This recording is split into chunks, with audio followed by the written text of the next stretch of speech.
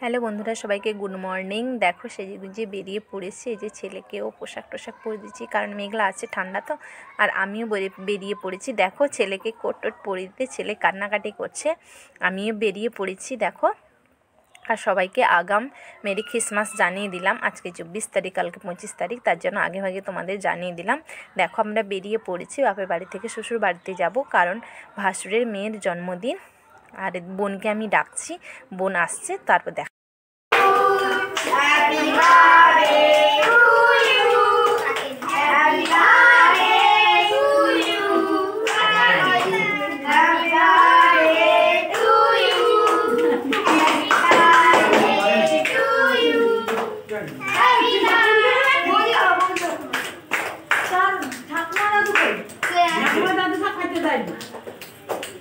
কোচকে খাও।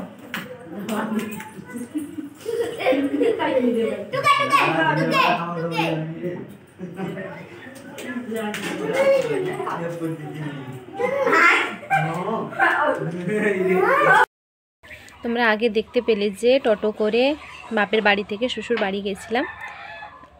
আজকে 24 তারিখ, ভাসুরের মেয়ের জন্মদিন ছিল, তাই গেছিলাম ছেলেকে নিয়ে।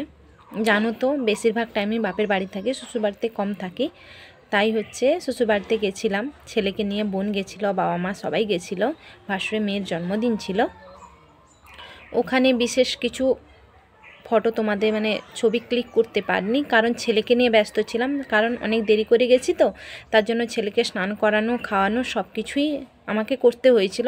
কারণ জানো তো একটা অনুষ্ঠান বাড়ি হলে সবাই ব্যস্ত থাকে, কারণ বাড়িতে বিশেষ কেউ নেই। আমার শ্বশুর শাশুড়ি আছে আর ভাসুরের মেয়ে আছে। আমি তো বাপের বাড়িতে অর্ধেক সময় থাকি, শ্বশুর বাড়িতে কম থাকি।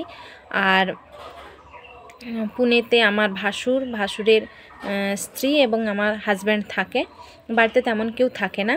সেই ছেলেকে নিয়ে ব্যস্ত, ছেলেকে খাওয়ানো স্নান করানো করতেই চলে গেছে। ভাসুরের মেয়ে যখন কেক কাটে তখন আমিও ছিলাম না, বা অনেকজন খেয়েছিল, সেই ছবিও তোমাদের দেখাতে পারিনি।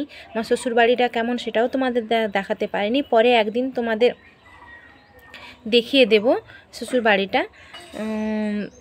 আর কি বলবো, তোমরা তো দেখতে পাচ্ছ ভাসুরের মেয়ে কেক কাটছে, কতজন আছে ওখানে। কেক কাটা হয়েছিল, ওর সময় আমি থাকতে পারিনি, ওর সময় আমি ছেলেকে খাইয়েছিলাম।